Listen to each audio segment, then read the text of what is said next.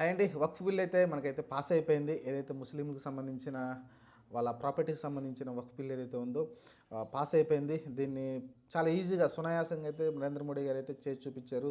ఒక రకం చెప్పాలంటే ఆయనకే క్రెడిట్ ఇవ్వాలి. 2024లో ట్రై చేశారు. మళ్ళీ ఇప్పుడైతే ఆహ్, ఆమోదం అయితే పొందింది. మీకు బుధవారం నాడున లోక్సభలో పాస్ అయితే ఇప్పుడు మీరు చూసుకుంటే నిన్న నైట్ అంటే ఈరోజు అనుకోవాలి. ఈరోజు తెల్లవారుజామున 2:30 గంటలకి మీకు అసలు చూడండి సెషన్ మీరు ఉదయం 11 గంటలకు స్టార్ట్ చేస్తే రాజ్యసభ అంతసేపు కూర్చొని చర్చలు జరిపారు. ఆ స్కోప్ ఇచ్చారు. ప్రతిపక్షాన్ని కూడా మాట్లాడే స్కోప్ ఇచ్చారు. అంతసేపు చర్చలు జరిగిన తర్వాత అయితే రాత్రి 2:30కి అయితే ఓటింగ్ అయితే జరిగింది. రాజ్యసభలో 128 ఓట్లు అయితే ఆమోదం పొందింది. కాబట్టి 50 వస్తే చాలు, 50 కన్నా ఎక్కువ వచ్చేసినాయి ఆ ఓట్లు అయితే ఆమోదం అయితే పొందింది. లోక్సభలో కూడా చూసుకుని మీకు 298 ఏమో వచ్చింది అనుకుంటాను. ఆ రకంగా 232 ఓట్లు అయితే రావడం చూసాం వ్యతిరేకంగా. ఓవరాల్ చూసుకుంటే రెండు సభల్లోనూ ఆమోదం పొందడంతోటి ఇంకా ఒకే ఒకటి ఉంది. రాష్ట్రపతి దగ్గరికి వెళ్ళి సైన్ తీసుకుంటే కార్యక్రమం అయితే పూర్తవుతుంది. హక్కు బిల్ అయితే మనకైతే అది ఏదైతే చట్టం ఉందో ఆ చట్టం అయితే ఇంకా అమల్లోకి వస్తుంది. దీన్ని చూద్దాం, మీరు వీళ్ళు ఎందుకు ముస్లిమ్స్ వ్యతిరేకిస్తున్నారా, లేకుంటే మిగతా కాంగ్రెస్ పార్టీలు మిగతా ఎన్డీఏ కూటమి ఎందుకు వ్యతిరేకిస్తుందో ఒకసారి చూద్దాం.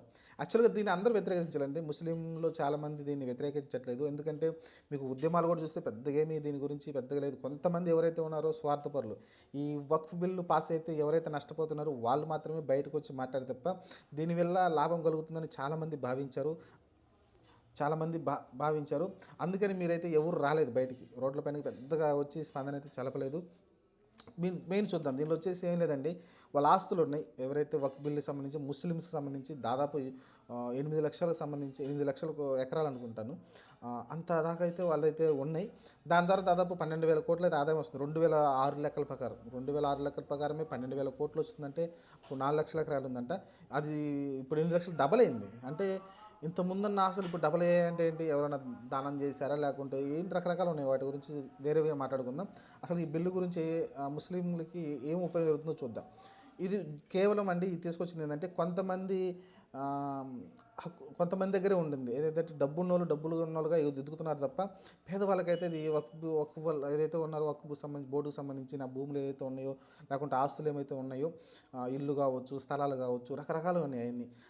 అవన్నీ కూడా ఏంటంటే కొంతమంది పెత్తనదారుల దగ్గర ఉండడంతో ఏంటంటే పేదవాళ్ళకి అన్యాయం జరుగుతుందని అయితే భావన. దాని కారణంగా ఇది తీసుకొస్తే ఏమో జరుగుతుందంటే ఎవరైతే ముస్లింలలో పేదవాళ్ళు ఉన్నారో వాళ్ళకైతే ల్యాండ్ ఇస్తారు. పేదవాళ్ళకి ల్యాండ్ ఏదైతే ఇప్పుడు ల్యాండ్ ఉందో ఆ ల్యాండ్ కేటాయిస్తారు. అలానే చాలా ఇప్పుడు హైదరాబాద్ సిటీస్, వైజాగ్, విజయవాడ లాంటి సిటీస్లో మీకు ఏదైతే కొన్ని షాప్స్ ఉంటాయి, షాప్స్ రెంట్లు ఉంటాయి కదా, రెంట్లు అనేది 10,000 నుంచి 20,000, 30,000 ఉంటాయి. ఇప్పుడు పేదవాడు వెళ్ళి 30,000 పెట్టి రెంట్ కట్టి ఆ షాప్ను రన్ చేయగలరా, చేయలేడు. కానీ మీరు చూస్తే అక్కడ రికార్డులలో మీరు చూస్తే 5,000కి 3,000కి రూమ్ ఇస్తున్నారు. 10,000 రూపాయలు లేకుంటే 20,000 రూపాయలు రెంట్ వచ్చే రూమ్కి వీళ్ళు ఆన్ రికార్డులో ఎవరైతే ముస్లిం అదేదైతే నడుపుతున్నారో ఆ ఏరియా వరకు నడిపే వ్యక్తి ఎవరైతే ఉన్నారో, విజయవాడ అనుకోండి, విజయవాడ వరకు నడిపే వ్యక్తి ఎవరైతే ఉన్నారో అక్కడ రూమ్ రెంట్ కేవలం 5,000, 3,000 రూపాయలు తీసుకున్నట్టు బుక్లో చూపిస్తున్నాడు, ఆన్ రికార్డులో చూపిస్తున్నాడు. కానీ బ్లాక్ మనీ కింద మళ్ళీ ఎక్స్ట్రా తెచ్చేసి వెళ్ళి అతను వాళ్ళని ఫోర్స్ చేసి దాదాపు 7,000, 8,000, 10,000 ఎక్స్ట్రా మనీ అయితే తీసుకుని అలా దోచుకుంటున్నారు కొంతమంది ముస్లిం పెద్దలు. దాన్ని అరికట్టడానికైతే ఇప్పుడైతే ఈ వక్ఫ్ బిల్ అయితే తీసుకురావడం చూసాం. దీనివల్ల ఏం జరుగుతుందంటే ఇప్పుడు ఇదంతా గవర్నమెంట్ కంట్రోల్లో ఉంటుంది. అలానే దీనికి ఎవరైతే ఉన్నారో కొంతమంది దీనికి లేడీస్ కూడా దీనికి ప్రయారిటీ ఇస్తారు. ఇంతకుముందు ఎందుకంటే ఈ వ్యాపారాల్లోకి ఏదో ఈ సంస్థల్లోకి లేడీస్ వచ్చేవాళ్ళు కాదు. ఇప్పుడు ఉమెన్స్ని కూడా దీనిలో తీసుకొచ్చే ప్రయత్నం చేస్తారు. ప్రతి సంబంధించి ఇప్పుడు ఏదైతే ఇప్పుడు విజయవాడ ఉంది, విజయవాడ మొత్తం ఒక స్థలాలు ఉన్నాయి ముస్లిమ్స్, అవన్నీ కంట్రోల్లో ఉండాలంటే కనీసం ఉంటారు కదా, ఇప్పుడు ఒక 5 లేడీసు, 5 మగవాళ్ళు, ఇలా సమానంగా హక్కునైతే కల్పించే అవకాశం అయితే చేస్తున్నారు. అంటే ఈ పార్ట్ ఆఫ్లో ఏదైతే ఈ డబ్బులు వసూలు చేయడం కావచ్చు, ఈ డబ్బుల్ని పేదలకు ఖర్చు పెట్టడం విషయంలో కావచ్చు, ఇక్కడ ఆడవాళ్ళు కూడా పాల్గొంటారు. ఇది ఒకటి మంచి విషయం అన్నట్టు. ఇప్పుడు దాకా అదైతే జరగలేదు, ఇప్పుడు ఇది కూడా జరుగుతుంది. నెక్స్ట్ వచ్చేసి ఇంకోటి ఏంటంటే ఏదైతే ఈ బిల్లు వల్ల ఏం జరుగుతుందంటే పేదవాళ్ళు చెప్పాను కదా ఆల్రెడీ, తక్కువ రెంట్లకి రూమ్ ఇచ్చే అక్కడ ఉన్న రూమ్ ఇచ్చే అవకాశం ఉంటుంది. ఎందుకంటే గవర్నమెంట్ పర్యవేక్షణలో ఉంటుంది కాబట్టి తప్పులు జరిగే అవకాశం తక్కువ ఉంటుంది. రెండోది వచ్చేసి పేదవాళ్ళకి భూములు పంచవచ్చు. ఎక్కడైనా భూములు ఖాళీగా ఉండి బాగా అందులో ముస్లింలకి మళ్ళీ వేరే మతాలకి కూడా లేదు. ఇప్పుడు ఆ ఆ బిల్లు వల్ల ముస్లింలు ఏదైతే ఉన్నాయో, ఏదైతే 8 లక్షలు ఉన్నాయో, ఎకరాలు ఉన్నాయో, అవి మొత్తం తీసుకొచ్చి హిందువులకి, క్రిస్టియన్‌కి అయితే పంచడానికి లేదు. అవి ఓన్లీ ముస్లింలకే ఖర్చు పెడతారు. ఆ వచ్చే ఆదాయం కావచ్చు, ఆ భూములు కావచ్చు, అన్నీ కూడా ముస్లిమ్స్‌కే ఖర్చు పెడతారు తప్ప, దీనిలో ఇంకా తప్పేం జరుగుతుందో నాకైతే అర్థం కావట్లేదు. అందుకని చాలామంది కూడా దీన్ని ఎక్కువ స్పందించలేదు. మంచి బిల్లని సమర్థించారు. చాలా తక్కువ మంది. ఇప్పుడు కాంగ్రెస్ ఎప్పుడు తెలిసిందే కదా! ఏది చేసినా అలానే ఉంటుంది. ఎందుకంటే తెలిసిందే కదా! ముస్లింలు ఇప్పటిదాకా సంపాదించుకున్న వాళ్ళందరి దగ్గర వాళ్ళ నోటి దగ్గర నుంచి ముద్ద లాగేసుకుంటున్నాడు కాబట్టి మోడీ, దాని గురించి వాళ్ళ కోసం పోరాడడానికి అయితే, ఎందుకంటే వాళ్ళు కూడా డబ్బులు ఇస్తారు కదా! కాంగ్రెస్‌కి ఫండింగ్ యాడ నుంచి వస్తది? అలాంటి వాళ్ళు ఇవ్వబట్టే కదా! అలాంటి బ్లాక్ మనీ సంపాదించి వాళ్ళందరికీ ఇవ్వబట్టే ఫండింగ్ వస్తుంది కాబట్టి అలాంటివన్నీ ఆగిపోతాయి. అందుకనైతే ఐఎన్‌డీఏ కూటమి పోరాడింది.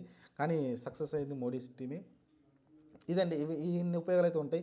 ముస్లింలకి ఆ డబ్బులు వచ్చే ఆదాయంలో పూర్ పీపుల్‌కి అయితే సమానంగా డబ్బులు పంచుతారు. ఇప్పటిదాకైతే పారదర్శకంగా లేదు. ఎందుకు చెప్పాను కదా! వచ్చిన ఆదాయంలో జస్ట్ 10%, 20%, 30% చూపిస్తున్నారు తప్ప మిగతా 70, 80% వాళ్ళైతే దోచుకుంటున్నారు. అదంతా కూడా ఆ డబ్బులన్నీ కూడా వస్తే ముస్లింలలో చాలామంది మహిళలు కావచ్చు, లేకుంటే వాళ్ళకి హాస్పిటల్ కట్టించడం కావచ్చు, లేకుంటే వాళ్ళ స్కూల్ డెవలప్‌మెంట్ కావచ్చు, లేకుంటే వాళ్ళ వెల్ఫేర్ కావచ్చు, వాళ్ళ పేదవాళ్ళకి సపరేట్‌గా ఏమైనా పింఛన్ లాంటివి ఇవ్వడం కావచ్చు, లేకుంటే పేదవాళ్ళకి భూములు కేటాయించడం కావచ్చు. ఇప్పుడు కొన్ని ఎకరాలు వరకు వేరే ఖాళీగా పడి ఉన్నాయి. అలాంటి భూములు కొంతమంది పేదవాళ్ళకి వాళ్ళకి కేటాయిస్తే వాళ్ళకి సొంతగా భూమి ఇస్తే వాళ్ళు ఇల్లు కట్టుకుంటారు. ఇలా రకరకాలుగా అయితే ముస్లిం సోదరులకైతే చాలా ఉపయోగపడుతుంది ఈ వక్ఫ్ బిల్ అయితే. చూద్దాం మరి. ప్రస్తుతానికైతే ఆమోదం పొందింది కాబట్టి ఇంకా ఫ్యూచర్‌లో ఎలా జరుగుతుందో. ఏంలా డబ్బులు ఏదైతే వక్ఫ్ బోర్డ్‌కి రావాల్సిన డబ్బులు ఏదైతే ఉందో ఆ డబ్బులు రావట్లేదు. దాదాపు 80%, 70% దారి మల్లుతుంది కాబట్టి ఆ డబ్బులన్నీ వచ్చాయంటే చాలా మంచి ఉపయోగాలు అయితే జరుగుతుంది. ముస్లిం సోదరులకి ఉపయోగం జరుగుతుంది. ఆహ్, చూద్దాం మరి. ప్రస్తుతానికైతే ఇదైతే చాలా సునాయాసంగా ఆమోదం పొందింది. మరి దీనిపైన మీరైతే కామెంట్ చెప్పండి. వక్ఫ్ బిల్లు చట్టం తీసుకొచ్చారు. ఆల్రెడీ ఇది ఇంప్లిమెంట్ అవుద్ది. మరి దీనిపైన మీ అభిప్రాయం చెప్పండి. మంచి బిల్లా? చెడ్డ బిల్లా? మీరైతే కామెంట్ చేయండి. చూద్దాం మరి ఏం జరుగుద్దో ఫ్యూచర్‌లో.